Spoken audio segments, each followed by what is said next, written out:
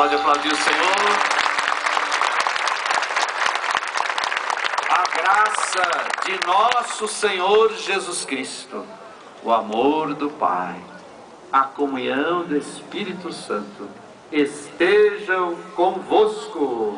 Bendito seja Deus que nos deu a morte de Cristo. Padre Kleber vai nos motivar para o ato penitencial, momento mesmo de pedir perdão a Deus.